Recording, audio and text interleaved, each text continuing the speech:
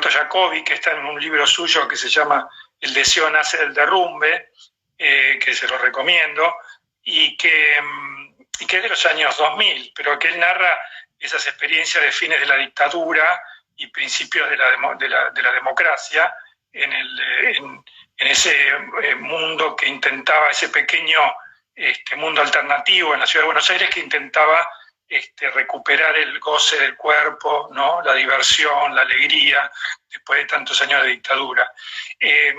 Yo la relación que hago con la prisión, que yo sufrí cuando era muy chico, cuando tenía 18 años, en realidad no tiene, o sea, es incomparable, ¿no? No tiene nada que ver con este encierro voluntario en el que uno está en su casa, es una situación totalmente diferente, pero me vino a la memoria por una razón obvia, porque es una experiencia traumática que uno conserva a lo largo de toda su vida, pero además porque tuve una experiencia muy interesante hace ya unas semanas con una compañera que estaba en México y que vino en uno de los primeros vuelos de repatriados y que fue a parar a un hotel del Obelisco encerrada con el resto del pasaje de ese avión que venía desde México.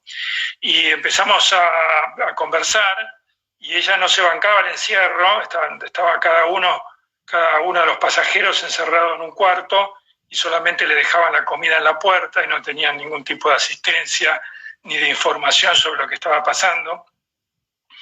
Y bueno, eso me hizo acordar a mis experiencias de confinamiento, que fueron bien diferentes, pero bueno, no pude evitar la relación. Y entonces empecé a comentarle yo algunas de esas experiencias, a ver si de alguna manera podía hacerla, no que le sirvieran, sino que por lo menos que pensara en otra cosa. Pero indudablemente en mí tuvo como esa reverberación que se acentúa en estos días en los que uno está un poco más reconcentrado tal vez y recordando algunas situaciones que están no sepultadas, pero que están bajo muchas capas y que de repente en momentos como estos afloran, ¿no? Pero son situaciones distintas. Lo de la estrategia de la alegría es un texto maravilloso de Jacobi, en donde él dice que no recuerdo sus palabras exactas, pero bueno, que la mejor forma de resistir a la dictadura era no perder la alegría, que cuando uno perdía la alegría era una victoria para los opresores. Y me parece que es una gran lección que hoy en día cada uno en su particular circunstancia puede poner en práctica, ¿no? Y en eso estamos, tratando de resistir, porque en definitiva se trata de resistir no solamente al coronavirus y esta situación sanitaria tan desgraciada, sino también ver qué hay detrás de todo esto, ¿no? Y pensar un poco qué mundo vamos a encontrar cuando esto se empiece a suavizar, ¿no? Esto es lo que más me preocupa en estos momentos. Sí. Y en el confinamiento vos comenzaste una serie de fotografías nuevas con verduras, con hortalizas, es decir, aprovechaste para seguir fotografiando estas naturalezas que sobrevivieron la pandemia y haces pequeñas excursiones, ¿no? Para conseguir, por ejemplo, morrones deformes. Claro.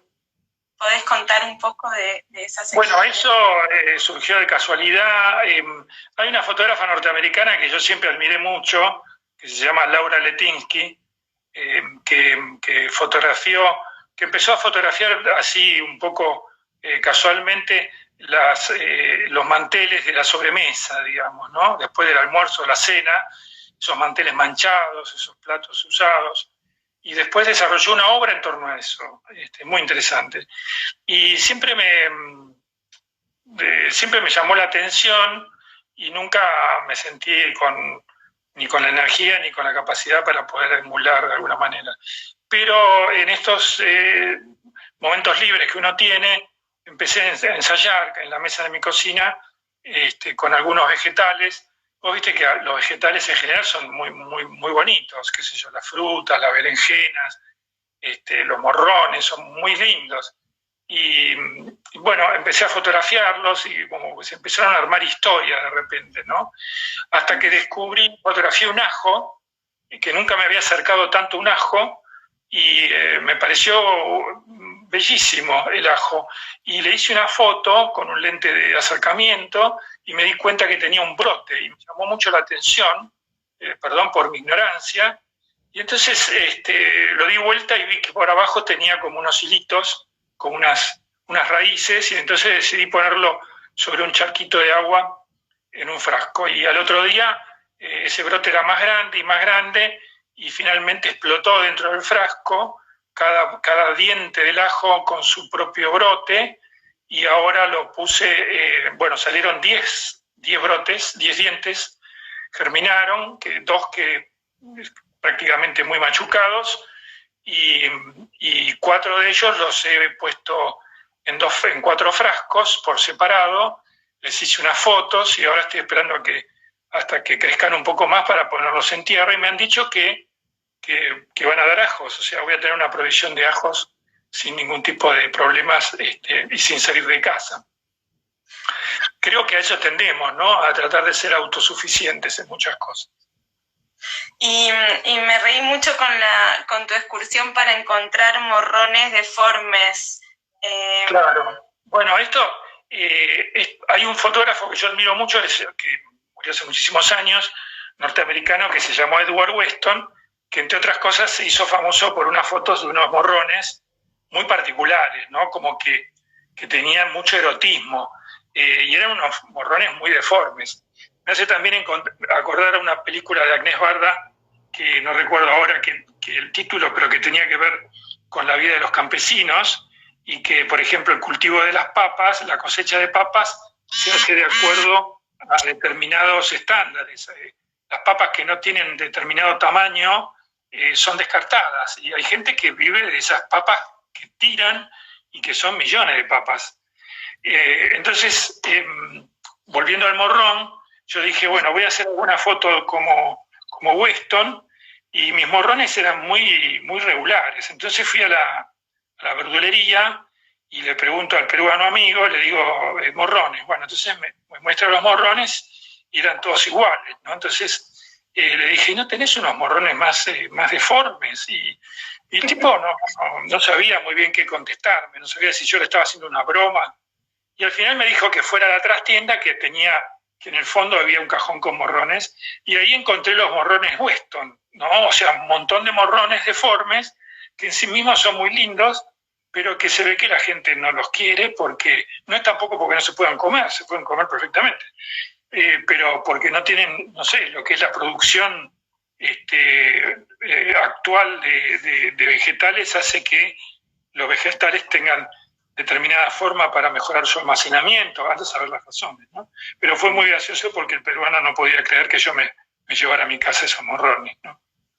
Y Weston tenía algo de hacer muy humanoide, ¿no? La representación de las frutas, lograba eso, como lechugas con venas, y en tus fotos también hay una humanización por el texto. Me encantan los textos que acompañan las fotos. Es como un complemento perfecto, ¿no? Hay una humanización de esos elementos.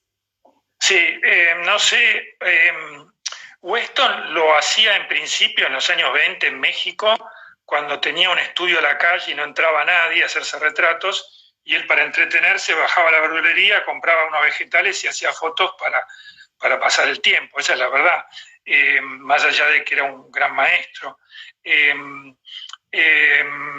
Y yo no es que estoy emulando lo que él hace, sino que simplemente no encuentro otra cosa para fotografiar, y las cosas que escribo son desvaríos, en realidad, que tienen que ver con las pocas cosas que estoy leyendo, y que de alguna manera tienen que ver con la situación actual. Hay un libro que se lo recomiendo, que se llama El realismo capitalista, de un autor británico, Mark Fisher, que murió murió muy tempranamente, antes de los 50 años, y después me enteré por una amiga en Facebook que se suicidó, que de algún modo preanuncia esta situación en la que estamos viviendo todos, ¿no? Como los ajos, como los dientes de ajo, estamos todos separados, en cada uno en un frasquito, germinando, esperando el momento de salir, pero guardando una distancia prudencial entre todos nosotros. Es una situación distópica, es lo que Fisher narra o analiza en su libro, y precisamente comienza basándose o haciendo una analogía con una película de Cuarón muy linda que yo no había visto, que se llama Children of Men, no sé cuál es la traducción en castellano, y que también es una película distópica, es como que ya no hay la posibilidad de procrear, que ya no hay bebés, y que el mundo se debate en una especie de entrecruzamiento de bandas y de violencia y de desgobierno. No quiero decir que esto vaya a pasar ahora, pero cuando uno va a la farmacia, por ejemplo, y va con sus barbijos, su guante de látex, y enfrenta a un farmacéutico que está detrás de una vitrina con un barbijo y una escafandra, bueno, la verdad que estamos viviendo en una especie de distopía, ¿no? Pero bueno, habrá que hacerle caso a Jacobi y tomárselo con buen humor y esperar que esto sea una crisis que pueda transformar en algo mejor al capitalismo que vivimos y no en algo todavía mucho peor, ¿no? Cuando